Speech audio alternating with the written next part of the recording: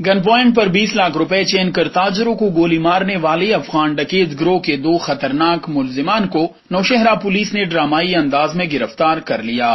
گرفتار ملزمان سے لوٹی ہوئی 20 لاکھ روپے کی رقم اور واردات میں استعمال ہونے والا اسلحہ بھی برآمد کر لیا گیا۔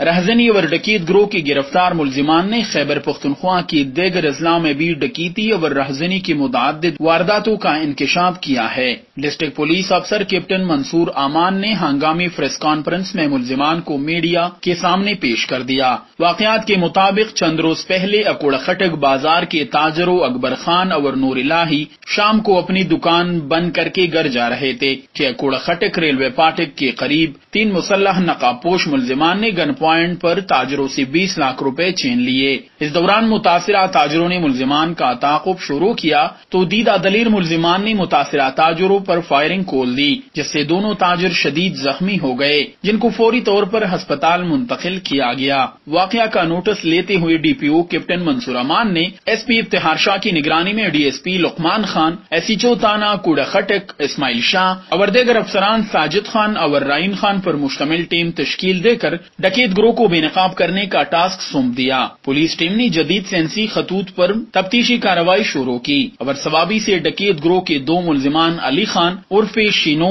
اور لاجبر خان کو گرفتار کر کے ان سے مال مسروقہ 20 لاکھ روپے نقدی اور واردات میں استعمال ہونے والا اسلحہ برآمد کر لیا۔ پریس کانفرنس میں ڈی پی او کیپٹن منصور امان نے کہا کہ گروہ کے تیسرے ملزم کو جلد گرفتار کیا جائے گا۔ انہوں نے کہا کہ ملزمان نے دوران تفتیش دیگر اضلاع میں بھی راہزنی اور ڈکیتی کی متعدد وارداتوں کا اعتراف جرم کر لیا ہے۔ 4 جرنلسٹ کے لیے سلمان شاہ، نوشہرہ۔